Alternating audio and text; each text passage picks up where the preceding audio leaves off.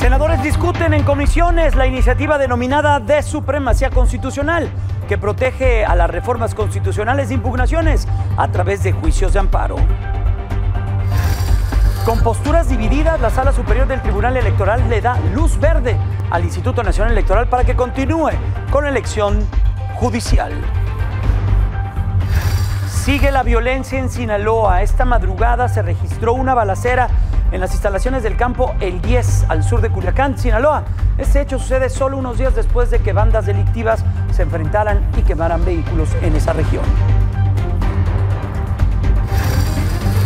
Está por cumplirse un año del impacto de Otis allá en Acapulco. Estaremos en el sitio, vamos a conocer cómo se encuentra este destino turístico y, por supuesto, lo que dejó este terrible suceso hace prácticamente 365 días.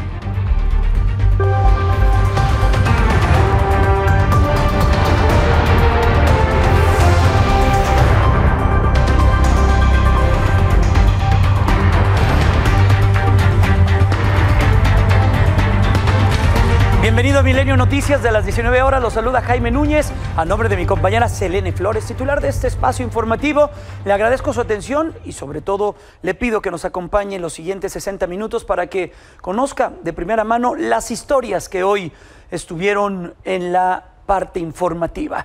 Y vamos directamente con lo que está sucediendo y con lo que sucedió en el Senado de la República.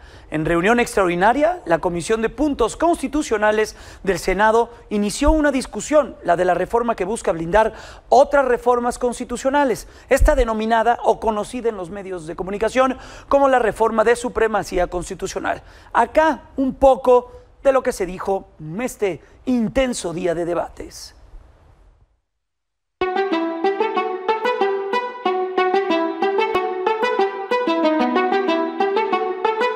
Y festejo, coordinador, que hayan matizado la propuesta que se hizo en base a la que nos están en este momento circulando, matizado. Hay que estudiar en este momento a fondo esta propuesta que nos están entregando en este momento, pero lo que sí es muy importante es tener certeza plena. No, los albazos se murieron cuando se murió el viejo régimen, el PRIAN. ¿Cuál es la solución? Un decreto se remedia con otro decreto. El problema para ustedes, senador Cortés, es que yo veo cuando menos 50 años en que sea posible que ustedes tengan una mayoría calificada para revertir una reforma constitucional del talante de las que ahora se han aprobado en esta legislatura. Sin duda y literalmente quieren limitar la tutela judicial efectiva. Yo creo que no están calculando bien las cosas que están haciendo. México tiene pactos internacionales que tiene que cumplir. No me refiero solo a aquellos en materia de derechos humanos. Que esta no es una pelea contra el Poder Judicial. A mí me parece que estos cambios constitucionales fundamentales y funcionales que estamos haciendo al Estado mexicano fueron ampliamente difundidos por todas y todos los integrantes de esta gran coalición en campaña. Fueron motivo de la campaña de la doctora Claudia Sheinbaum Pardo. Estas 20 reformas que presentó el presidente Andrés Manuel López Obrador y otras tantas que ha presentado la doctora Claudia Sheinbaum Pardo, me parece que tienen y gozan de una gran validación popular. Sí ganaron la elección, pero obtuvieron el 54% de los votos y el 46% de la gente no votó por ustedes. Este pleito que ustedes se traen con el Poder Judicial, se los digo de manera fraterna, me parece los tiene verdaderamente cegados. Una mesa directiva canta una mayoría calificada con 85 votos, o con 80 o con 79. Lo que ustedes están planteando es que no es impugnable.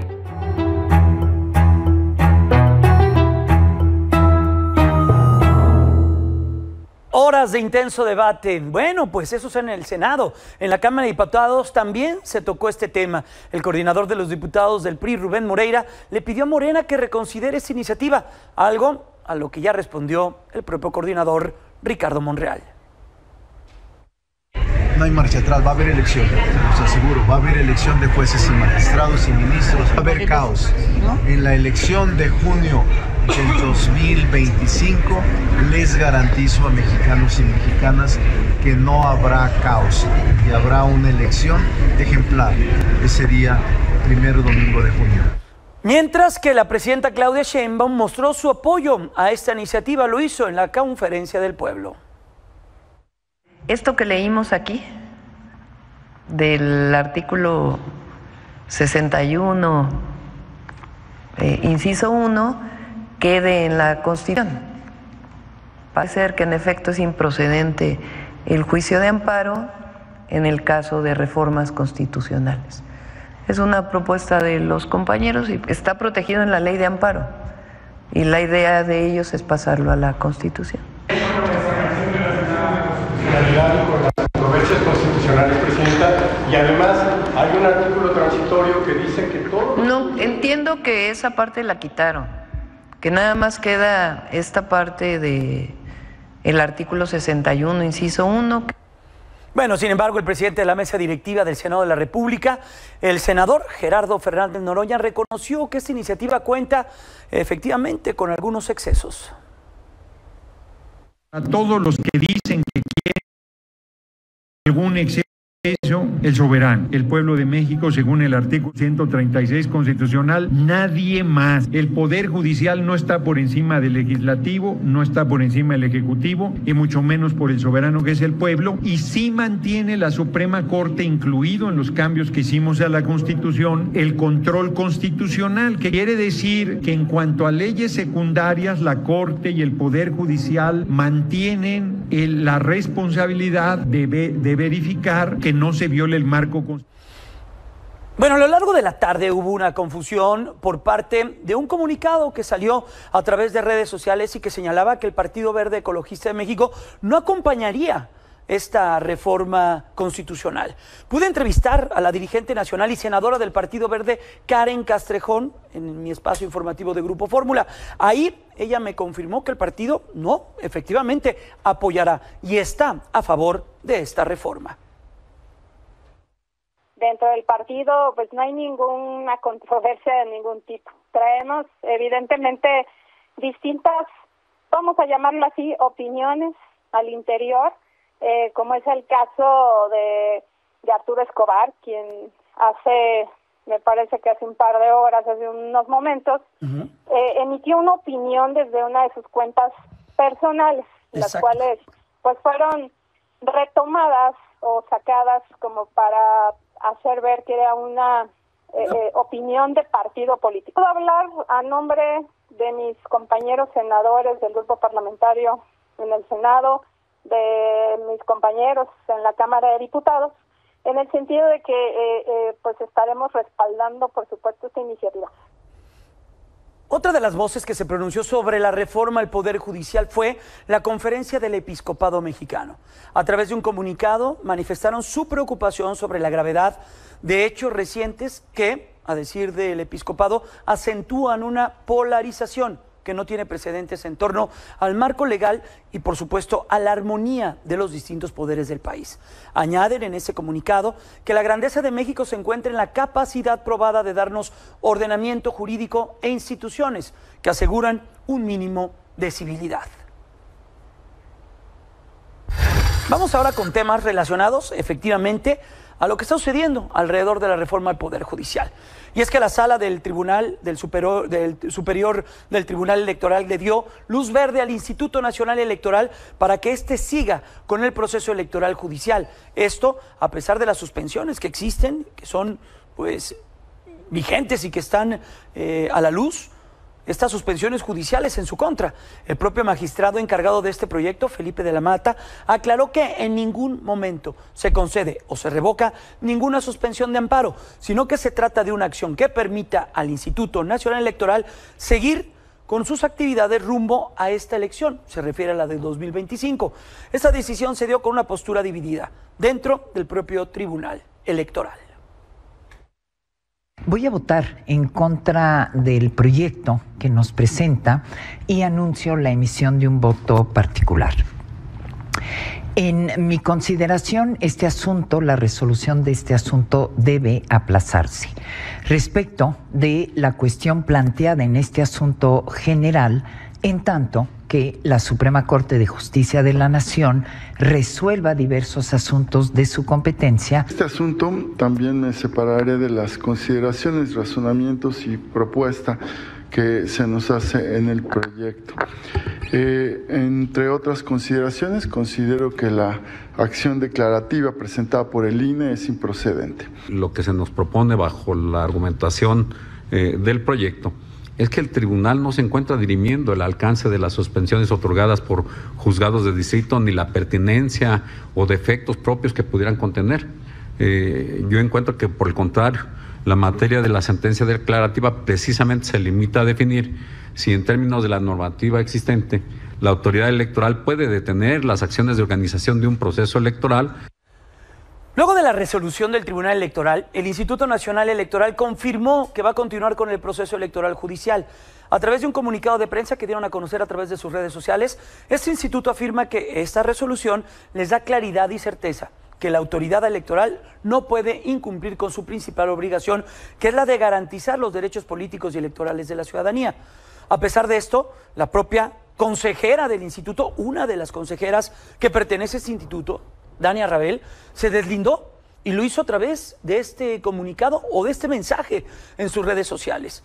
Ella señala que el comunicado de prensa no fue consensuado con ella como integrante del propio Consejo General del INE, por lo que no refleja el punto de vista de la consejera e interpretación en relación con esta determinación que emite el Tribunal y la Sala Superior. Y a pesar de esta decisión, juzgadores federales del país dejaron claro que el proyecto presentado por el magistrado Felipe de la Mata no afecta las suspensiones, mismas que dicen se mantienen de manera firme. Según el proyecto, emite una opinión y deja claro que esto no tiene nada que ver con las suspensiones. Quiero con esto decir que, en términos reales, la opinión que está emitiendo es sin considerar, sin pronunciarse sobre si las suspensiones de amparo le impiden o no al INE continuar, porque ese además ni siquiera es el ámbito de la competencia del Tribunal Electoral. La opinión que emite es solo en la medida en que le preguntaron desde el punto de vista electoral. Bueno, por cierto, la presidenta Claudia Sheinbaum reveló que la notificación del juzgado que le ordenó eliminar esta publicación de la reforma al Poder Judicial del Diario Oficial de la Federación, de este fallo, pues lo señaló de esta manera, que le llegó de esta manera. Llega una notificación a la Consejería Jurídica. Esa notificación de este juzgado, de la jueza, viene un texto y después dice, véase la notificación en este QR. Entonces, la consejera jurídica dice, pues a ver qué dice el QR. Pica un teléfono y no lleva a ningún lado, o sea, no hay notificación. Entonces llama a un notario y dice, por favor, certifica que no hemos sido notificados, porque la notificación no dice nada. A ver, que Harvard nos diga qué opina de que el QR no se abrió.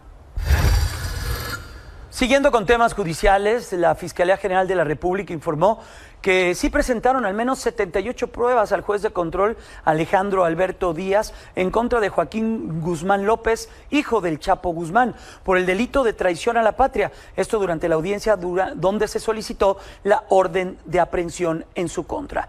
Recordemos que la Fiscalía acusó a Guzmán López de traición a la patria, esto luego del secuestro del Mayo Zambada. Siguiendo con temas del orden judicial, la primera sala de la Suprema Corte de Justicia ha revocado el amparo que un tribunal federal le dio a Mario Aburto, quien buscaba recobrar su libertad luego de 30 años en prisión, tras ser acusado por el asesinato del ex candidato presidencial del PRI en el 94, Luis Donaldo Colosio. La ministra, Lenia Batres, emitió el voto decisivo en el que se decidió apoyar el proyecto del ministro Juan Luis González Alcántara Carrancá, quien propone ordenar la reposición del procedimiento en el juicio de amparo para que se escuche a las víctimas del crimen. ¿Eso qué quiere decir? A la familia del candidato, entre ellos su hijo, el senador de Movimiento Ciudadano, Luis Donaldo Colosio Riojas. Y hace unos minutos, la propia Consejería Jurídica de la Presidencia le ha enviado un oficio a la presidenta de la Suprema Corte de Justicia, Norma Piña, para que inicie un proceso contra la jueza federal de Veracruz, Nancy Juárez, mismo que dio la orden a la Presidencia de la República de eliminar este decreto de la reforma del Diario Oficial de la Federación. Un tema que ha estado ciertamente en los medios de comunicación, también en una serie de entrevistas de la propia jueza Nancy, y también, por supuesto, posicionamientos desde la Consejería Jurídica de Ernestina Godoy, los propios señalamientos de la Presidenta de la República, Claudia Sheinbaum, y otros actores políticos, de un tema que es sumamente sensible. Vamos a ir a una pausa comercial, pero antes los dejo con Ángel Rivero, y la política es así.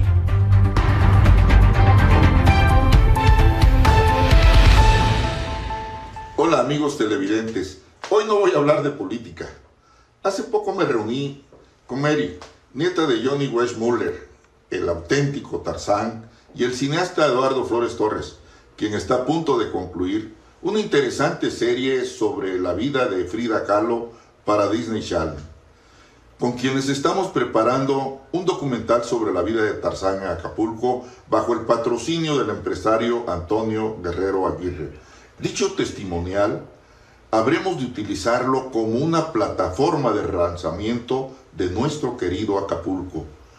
Ningún destino turístico de México puede presumir la riqueza histórica que tiene Acapulco, centro de reunión de luminarias del cine internacional y nacional a partir de los años 50. Pero uno de ellos que se enamoró profundamente de Acapulco fue Johnny Weissmuller, un brillante nadador que ganó 5 medallas de oro y una de bronce en los Juegos Olímpicos representando a los Estados Unidos. Durante 34 años, Tarzán decidió vivir en Acapulco, quien junto con John Wayne, el famoso vaquero del oeste, decidieron comprarle a Rafael Alducín, quien era propietario en aquellos años del periódico Excelsior, el Hotel Flamingos, el icónico Hotel Flamingos, lugar que convirtieron en el escondite de la pandilla de Hollywood. Imagínense ustedes las grandes fiestas que organizaban en aquellos años. Incluso se habla de que a veces lo visitaban presidentes y reyes de otros países. Weissmuller decidió construir una casa redonda como se observan las chozas en la cinta Tarzán de los Monos, como un perímetro circular, pues los nativos de África le dijeron que de esta manera los espíritus malignos no entran a tu hogar, al no contar con esquinas. Esa casa puede ser visitada y conserva los muebles que utilizaron su famoso propietario. Sus últimos días Tarzán los pasó en Playa Montosa, allá por pie de la cuesta. Murió el 20 de enero de 1984 a los 79 años. Sus restos fueron sepultados en el Panteón Valle de la Luz de Acapulco, pues antes de fallecer, cuando su esposa le insistía en trasladarlo a Estados Unidos, este le manifestó: quiero morir en Acapulco, porque Acapulco es mi paraíso. Días después moriría de un infarto fulminante. Por el amor que le profesó a nuestro bello puerto, sería justo brindar un homenaje al deportista austriaco, estadounidense y, por qué no decirlo, acapulqueño por vocación. Así que ya lo saben, amigos, cuando los espíritus malignos le anden persiguiendo, construya habitaciones y cuartos redondos, así no pasará. Muchas gracias. Esta madrugada se registraron nuevas detonaciones de armas de fuego en las instalaciones del campo El 10. Esto ocurre al sur de Culiacán, en Sinaloa. Este hecho sucede solo unos días después de que bandas delictivas se enfrentaran y quemaran vehículos en aquella región. Por su parte, habitantes de la zona grabaron videos en donde se escuchan ráfagas de fuego. Al lugar arribaron elementos de la Secretaría de Seguridad Pública de la entidad y notificaron el hallazgo de casquillos, cargadores y un chaleco táctico, también una motocicleta accidentada. Por ahora se mantiene un operativo en la zona y se investiga si este tiroteo, al cual nos estamos refiriendo, se trató de un enfrentamiento entre bandas delictivas o bien un ataque dirigido hacia las fuerzas de seguridad. Hoy Se están agarrando balazos en el 10. Volvieron otra vez.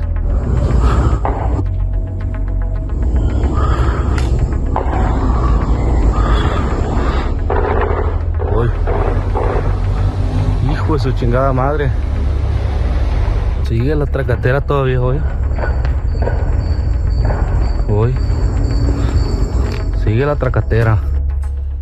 Luego de varios días desaparecido, hoy familiares y compañeros de Sergio Cárdenas Hernández, este repartidor del periódico El Debate, marcharon desde la catedral hasta la fiscalía en Culiacán. Recordará que hemos estado dándole seguimiento a este caso.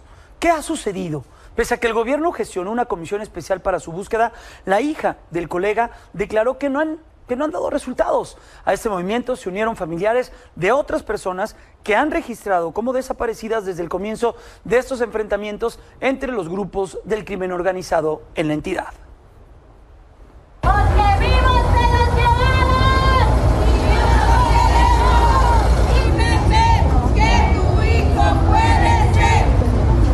Luego del anuncio sobre la condonación de recargos, multas, honorarios y gastos de impuestos sobre la nómina de empresarios de Culiacán, hoy mediante su cuenta de la red social X, el gobernador de aquella entidad, Rubén Rocha, solicitó a los empresarios permanecer atentos a esta campaña que va a proporcionar el servicio de administración tributaria en los próximos días. Recordemos que el sector empresarial es uno de los más afectados por los hechos delictivos que se han registrado desde el 9 de septiembre, ahí en la capital de Sinaloa y en otros municipios, porque esto no se relaciona solamente con Culiacán, hay otros puntos que también se han visto afectados. Todo esto, recordará usted, inició desde hace prácticamente un mes, hace este tiempo que el gobierno ha puesto en marcha distintos apoyos para diferentes sectores y para también intentar recobrar los motores económicos en la región. Mientras tanto, en Chiapas, luego de la detención de quien presuntamente fuera el autor material del asesinato del párroco Marcelo Pérez en San Cristóbal de las Casas, pobladores de la zona han reportado movilizaciones policíacas en diversos domicilios. Vecinos de la zona reportaron a través de redes sociales esto que vemos ahí en pantalla, la presencia de elementos de seguridad que estaban revisando algunos terrenos baldíos o domicilios que se encuentran en condición de abandono. Las razones sobre la presencia policíaca en la zona y diferentes partes de la entidad aún no ha sido clarificada. Sin embargo, han sembrado mucha consternación entre los vecinos debido a la cantidad de policías, rondines y personas del Estado con armas de fuego. Esta mañana la presidenta Claudia Sheinbaum confirmó la detención del presunto autor material de la muerte del padre Marcelo Pérez en Chiapas. Lo dijo de esta manera. Una detención del presunto responsable del material del homicidio del padre Marcelo.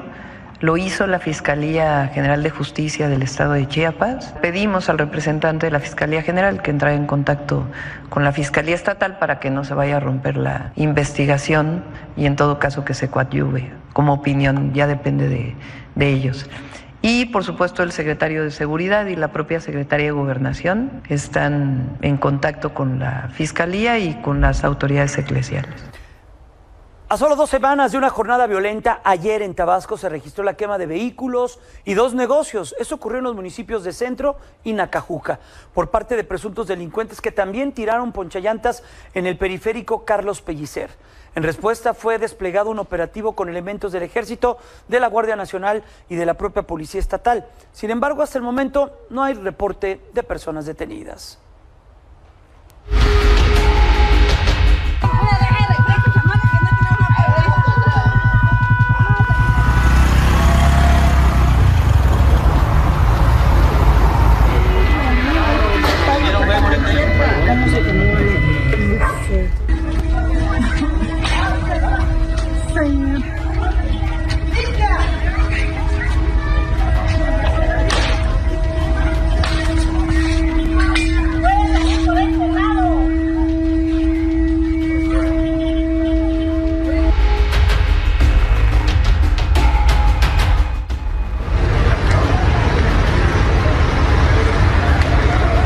No manchen, quemaron 2 combis de Lomita.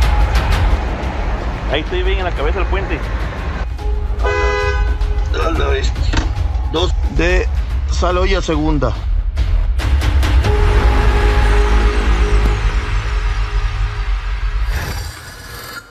Estamos a muy pocas horas de que se cumpla un año del impacto del huracán Otis. Recordará usted esa pesadilla categoría 5. Esto en Acapulco y en memoria de las personas que perdieron la vida y de las personas que hasta este momento pues, no han sido localizadas. Queremos recordar cómo aquí, en esta pantalla, durante su último noticiario de la noche de aquel día, alertábamos de la tragedia que estaba a punto de ocurrir. Eso hace prácticamente un año. La lluvia que trae este huracán, por favor. ¡Cayó la ventana!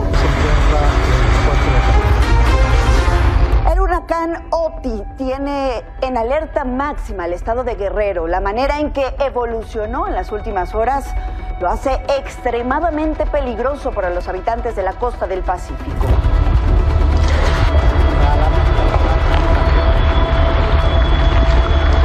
Y anoche en este espacio le alertamos de su inminente llegada y cómo se esperaba. El poderoso huracán Otis destruyó todo a su paso en Acapulco, Guerrero, donde esta mañana amaneció como una auténtica zona de guerra.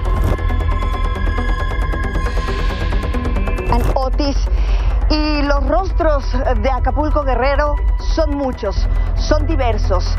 Ya hay luz eléctrica en algunas zonas, en otras no. Se han desplegado hasta acá autoridades de todos los niveles de gobierno, pero hay mucho trabajo que hacer.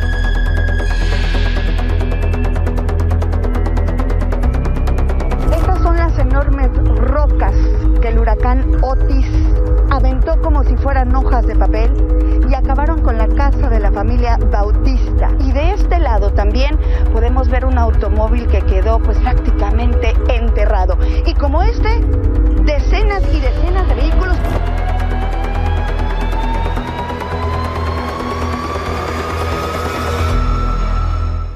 Y justo antes de que se cumpla este año del impacto de Otis en Acapulco, hace unas semanas el huracán John tocó nuevamente tierra en las costas guerrerenses. También afectó Oaxaca y Michoacán. Dejó a su paso muchísima lluvia, por lo que elementos del Ejército y de las Fuerzas Armadas, incluyendo Fuerza Aérea Mexicana y otros efectivos, se sumaron a actividades de recuperación. Los detalles nos los va a compartir mi compañero Amílcar Salazar.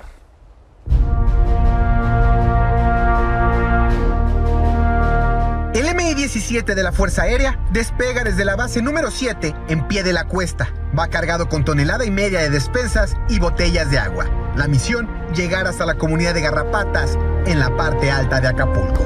Los 5 días de lluvias generados por la tormenta John arrasaron con el único camino que llega hasta esta comunidad de unas 150 familias. El recorrido en tierra es de por lo menos 1 hora y media sobre un sendero de arcilla, pero en helicóptero el traslado es de apenas 27 minutos. Este tipo de operaciones tiene mucho planeamiento detrás de ello para realizar precisamente operaciones aéreas con seguridad. Conocimiento de meteorología, un poquito de aerodinámica, planeamiento de la operación, peso, carga, todo eso se calcula antes de este tipo de operaciones. Desde el 30 de septiembre, cuando comenzó el puente aéreo desde la 27 zona militar en Guerrero, se han movilizado 341 toneladas de despensas y agua para 145 comunidades de los 125 municipios de Guerrero. Esta es la primera vez que la ayuda llega para la comunidad de Garrapatas. Ahorita de que pasó este huracán, no, nadie, hasta ahorita, es que está cayendo este helicóptero. No han venido más nadie a visitarnos. Y muchísimas gracias que nos mandaron esto ahorita, por lo pronto. Los damnificados hacen largas filas afuera del Deportivo Jorge Campos en la colonia Renacimiento para recibir alimentos que se preparan en una cocina del Ejército, con capacidad hasta para 2.500 comidas al día. Se les pide además que traigan algún recipiente, ¿no?, para poderles servir los alimentos. Piden para 3 personas, para 5 personas, de acuerdo al número de la familia. Va uno pues a raya, como quien dice, al día. Por eso mismo busca uno pues ayuda, y ya que Dios nos prestó esta ayuda y estas personas que nos están ayudando, atendiendo aquí, pues les damos las gracias y que Dios bendiga. Con imágenes de Néstor Patrón, para Milenio Noticias, Amílcar Salazar Méndez. Estamos haciendo este tipo de operaciones aéreas de manera ininterrumpida hasta que todo vuelva a la normalidad. Es la orden que se nos tiene encomendada.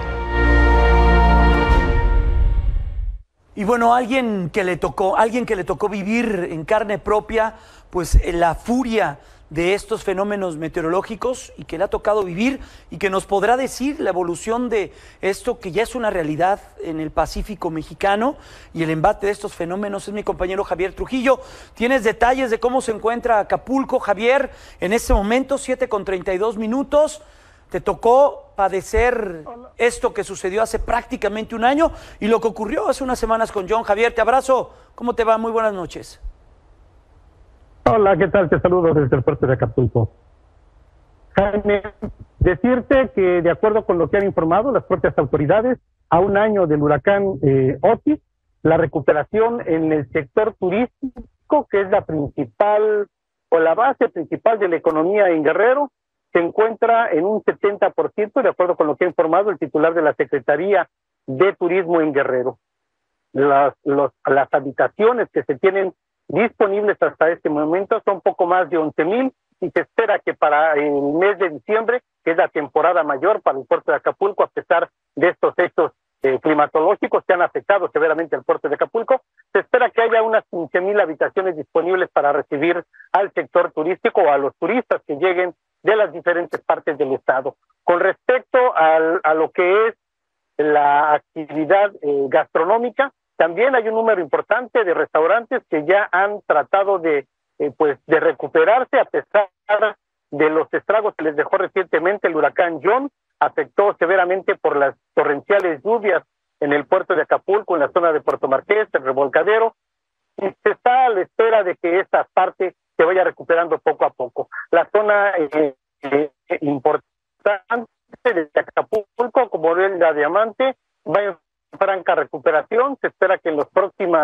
próximas semanas haya la reapertura de al menos otras 5 hospederías y se alerta o se advierte que por lo menos 2 hoteles dejarán de funcionar como tales. Se convertirán, de acuerdo con lo que se ha informado, en condominios en los próximos meses en el puerto de Acapulco, pero se estarán recuperando de manera importante. Es hasta el momento lo que se ha visto en el puerto de Acapulco.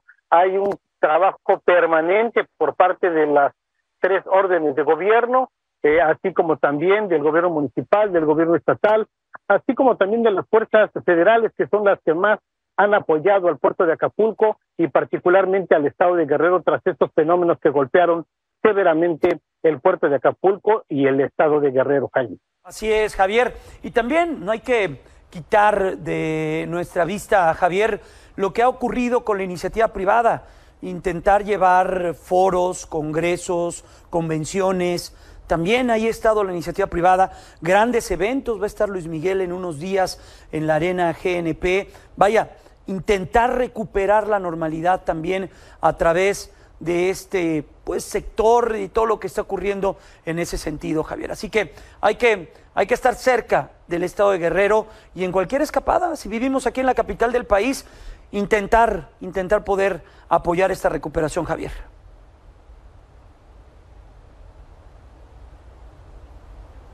Jaime, nuevamente la invitación para que vengas tú y todos los habitantes de la Ciudad de México al puerto de Acapulco para que disfruten de las playas que hay en el puerto. No me insistas, Javier, que de inmediato termine este noticiero y me voy para allá, para el bello puerto de Acapulco. Javier, me dio mucho gusto verte hace unos días y aprecio mucho toda tu resiliencia y todo lo que ha ocurrido en tu trabajo, porque has sido una persona que ha estado siempre al pie del cañón en esto y ha sido también para nosotros la muestra de que salir adelante es posible. Cuídate mucho, Javier, te abrazo y éxito en lo que venga. Jaime, muy buenas noches. Que estés muy bien, muy buenas noches, mi compañero Javier Trujillo. Y hablando de negocios, Acapulco apenas se estaba recuperando de este paso del huracán Otis y ya le decíamos, John llegó, causó estragos en el puerto. Ana Karina, ¿qué es lo que nos tienes en cifras de las aseguradoras? Va a costar trabajo recuperar Acapulco, pero no hay que quitar el dedo al renglón y hay que tener siempre la esperanza. Ana Cari, ¿cómo estás?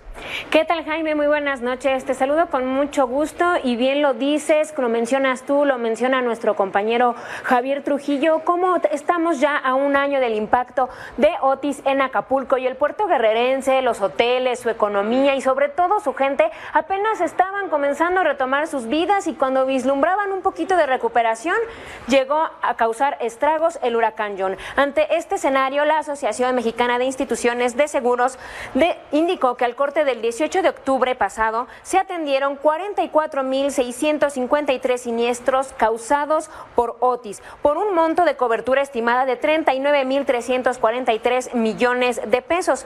La AMIS detalló que por desgracia las viviendas en Acapulco fueron las más afectadas por este fenómeno meteorológico, con 23,689 reportes de daños, seguido de los automóviles con 16,325, los comercios y restaurantes tuvieron 2,526 casos y el sector hotelero 106 reportes, así como las embarcaciones con 215 siniestros.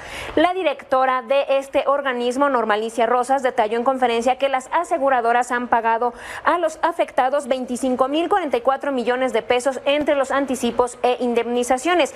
Y si desglosamos ese monto, como podemos ver en el gráfico, la AMIS señaló que el mayor desembolso fue para las pymes, los restaurantes y las embarcaciones con 11,657 millones de pesos, lo que representa 46,5% del total de los pagos. Le sigue la vivienda con 7,206 millones de pesos o 28,8%, así como 5,103 millones para la restauración de los hoteles y también 1,077 millones para cubrir el seguro de autos. Gracias a esta acción de las aseguradoras, 85% de las viviendas han sido reconstruidas, han sido mejoradas para su uso y la ocupación hotelera se encuentra ya a 46%, con vistas, con miras a que sea todavía más grande esta ocupación. Ahora, como bien mencionas, que vienen eventos, que viene iniciativa privada para levantar el puerto. En cuanto al paso de John, la AMIS destacó que no tuvo muchas afectaciones, que apenas tienen reportes que suman 1,000 millones de pesos,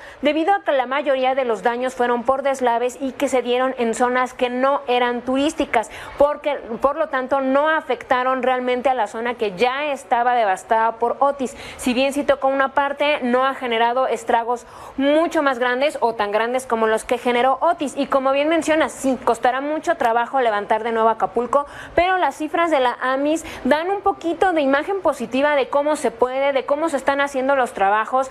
Hemos visto también las donaciones de bancos, de organismos, de empresas que han apoyado al puerto, a la economía y, como te mencionaba, lo más importante, la gente, los habitantes, nuestros amigos de Acapulco, de Guerrero, que se las han visto muy difíciles en este año después del impacto de Otis, ahora con John. Y que bueno, Jaime, vamos a ver cómo siguen dando todos un poquito, un granito de arena para mejorar y salir adelante Acapulco. Pues en nosotros está Ana Cari, en el primer fin de semana que podamos liberarnos de nuestras actividades cotidianas y citadinas.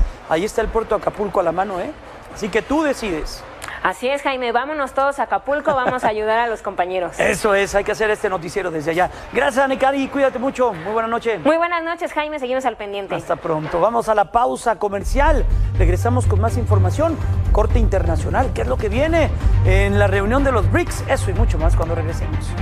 Los servicios de capacitación de estos lugares que deben de estar altamente tecnologizados para poder tener todo la información de las personas, biométricos, huellas digitales, fotografías. No, hombre, estos señores salieron de Ecuador como si nada, ya los apresaron en España.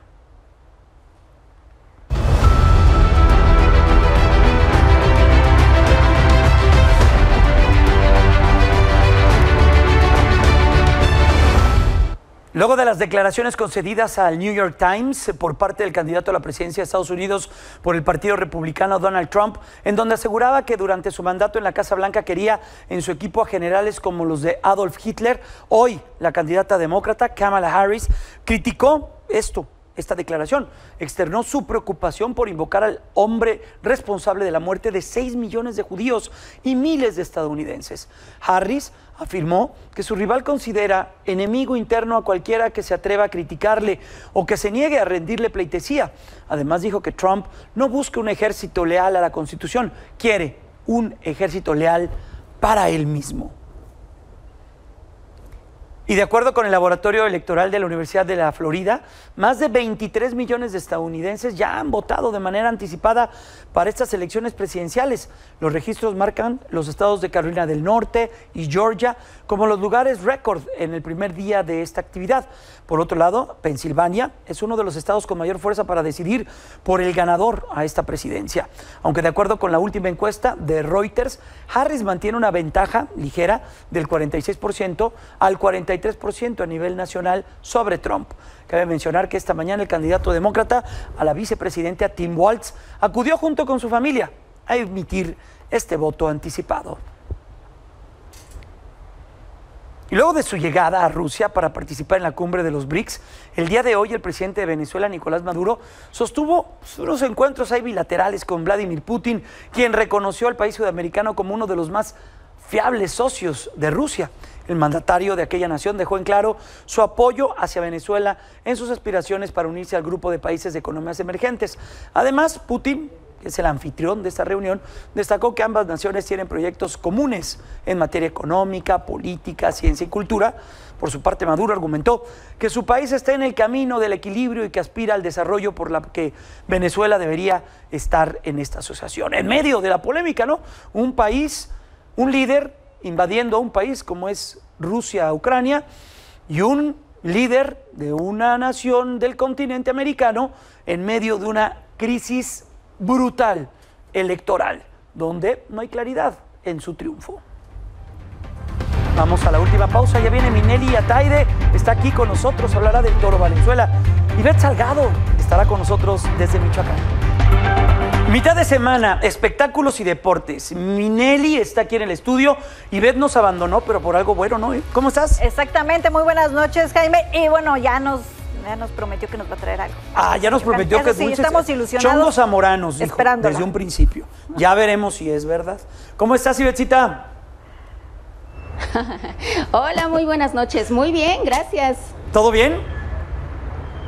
Todo perfecto. Aquí continuamos en el festival con todas las actividades. Y bueno, algo de lo que les quiero compartir precisamente esta noche es la entrevista que tuvimos con Francis Ford Coppola, porque ya presentó Megalópolis. Esta historia va a llegar esta semana a las salas de cine y pues esto es parte de lo que nos comenta respecto al contenido de la historia. Parte de ello es que el protagonista detiene el tiempo en esta ciudad utópica y detuvimos el tiempo con Coppola. And I think that time is the most important thing that we have as human beings. So why is important to you time, and what does mean time in your life? Well, everyone can have the power. Be an artist. Be an artist because all artists control time. Whether you make a painting, you're freezing time. Yeah. If you are a filmmaker, you move time around as you want. Architecture is frozen music. Dance is moving time and space. Be an artist and you control time. Be a lawyer and you build by time. Play is the greatest form of creativity. And playing with our children teaches them. And that's what I believe. So, Mr. Coppola, Tío Paco, thank you so much for your time. It was a pleasure to be here. Thank you for your time. Let's stop it. Ivette. Oigan, pues ahí tienen al grandísimo Coppola de historias como Apocalypse Now, El Padrino. Él ya terminó su actividad aquí en el Festival Internacional de Cine de Morelia, pero bueno, habrá muchísimo más contenido que podremos estar compartiendo con ustedes porque esto se acaba hasta el viernes. Así que pues yo no sé, díganme ustedes qué les ha gustado más de las entrevistas que hemos tenido por acá. Pues bastantes, mi querida Ivette. Por supuesto, estar una de las ciudades más bonitas que tiene el país, que es Morelia, es increíble. ¿Cómo recibieron todo lo que está sucediendo alrededor de diversas obras que van a estar ya planteándose, que vienen en series, que vienen quizá también en películas? ¿Qué hay de las novedades y cómo las reciben por ejemplo, Pedro Páramo, una de ellas? Exacto. Pedro Páramo, cada invitado aquí lo reciben con mucho amor. Esto es uno de los festivales de cine más entrañables en el país y por supuesto que Pedro Páramo no fue la excepción. Platicamos también con Rodrigo Prieto y parte del elenco de lo que ha sido esta adaptación de la novela de Juan Rulfo y esto nos comentan. Pasas de una cosa como Barbie, de hacer videos para Taylor Swift a nivel de fotografía y demás, a una cosa tan profunda, tan mexicana y tan un universo tan espectral. ¿Cómo es pasar de todo ese color y vibrancia a esto? Es que yo creo que hay en el arte, como se manifieste, hay profundidad si la exploras. En lo mismo Barbie, ¿no? O sea, hay toda una exploración de lo femenino, lo masculino, ¿qué es ser Ken? Bueno, Pedro Páramo era una oportunidad de explorar otras cosas también. Para mí era importante tratar de traducir eso que yo sentía a la hora de leer a los personajes a imagen y a sonido. Una de las discusiones álgidas que tuve con Rodrigo Prieto es que yo insistía en más furia, ¿no? Más enojo. Y Rodrigo me decía, regálame una toma, está muy bien, regálame otra toma, menos. Más light. Sobrevivir en la sociedad, sobrevivir con el entorno que te toca, en este machismo, sobrevivir a la iglesia. En esa época y para muchas mujeres hoy en día no hay opción, incluso heredan ese puesto. ¿Ivette? Ahí lo tienen, una adaptación bastante fiel a lo que es la novela de Rulfo, sin embargo también ponderando el rol de la mujer, mostrándonos mujeres poderosas dentro de lo que era un contexto del México revolucionario. Esta historia va a llegar el 6 de noviembre a la pantalla de Netflix, así que ya pronto podrán gozar de ella. Y pues bueno, que contarles que ya está Alfonso Cuarón aquí en el festival y el día de mañana tendremos un encuentro con él para que nos cuente todos los detalles de Disclaimer, esta serie que es su primera serie y protagonizada por Cate Blanchett. Pues ya estaremos muy atentos de este reporte. Ivette, permítenos tantito, qué bonito está la toma que hoy escogieron para brindarnos esta bella imagen y postal desde Michoacán, desde Morelia, un lugar precioso con gente muy amable y que seguramente muy contenta de estar recibiendo uno de los festivales más importantes a nivel internacional. Permíteme tantito, Ivette, porque aquí está Minelli, claro, que trae noticias pues no muy agradables en torno a los deportes. ¿Cómo estás, Minelli? Buenas noches. Muy buena noche. Sí, lamentablemente ayer justamente se dio la noticia, ¿no?, del deceso de Fernando Valenzuela a los 63 años, el gran Toro Valenzuela, y han sido múltiples, obviamente, las muestras, ¿no?, de cariño, de amor al ídolo, ¿no?, del béisbol mexicano, del béisbol en general, pero para los mexicanos. Y mira, estamos viendo imágenes del Estadio Panamericano de los Charros de Jalisco. Esto fue hace unos momentos, ¿no?, donde varios aficionados llevaron una flor, una veladora, justo en la estatua que está ahí afuera del estadio. Recordemos que jugó con los Charros en 1992 y en 1994. Nos enlazamos con nuestra compañera Vanessa Flores, quien nos va a dar todos los detalles de este homenaje que varios aficionados le están haciendo al Toro Valenzuela. Vanessa, buena noche.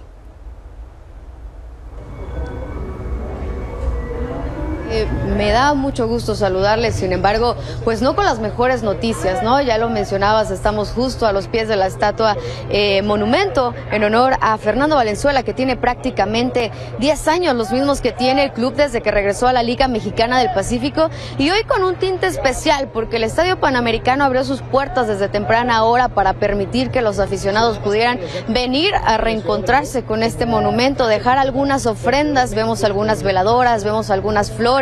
Muchos de ellos han aprovechado simplemente el espacio para acercarse y quizás en voz baja compartir algunos recuerdos, posiblemente agradecimientos por las tantas glorias que recibieron por parte del Toro. Aquellas noches que bien lo mencionabas en el 92, en el 94, en el Estadio Tecnológico de la UDG, en donde el Toro pues representó muchísimo, además para una ciudad que en aquel momento estaba devastada por el terremoto y que significó también este escenario un centro de acopio. Decían cada noche que estaba el Toro Valenzuela, este lugar se llenaba. Así que hoy, una vez más, el público tapatío se reúne para agradecer al gran Toro. Camisas albiazules lucen, pero es de Dodgers y el número 34. Es parte de lo que sucede aquí en el Estadio Panamericano. Así es, Vanessa, estaremos, por supuesto, pendientes de tu reporte en todas las plataformas de la afición. Buenas noches. Hasta luego, buenas noches. Pues, ahí está, Jaime. un histórico. Y seguirán las muestras de cariño, por supuesto, en diferentes ámbitos del deporte, incluso hasta políticos. Exactamente. Minelli, gracias. Buenas noches. Que estés muy bien. Buenas noches. Nos vamos. Quédense con Pedro Gamboa. Mañana aquí a las 7 de la noche.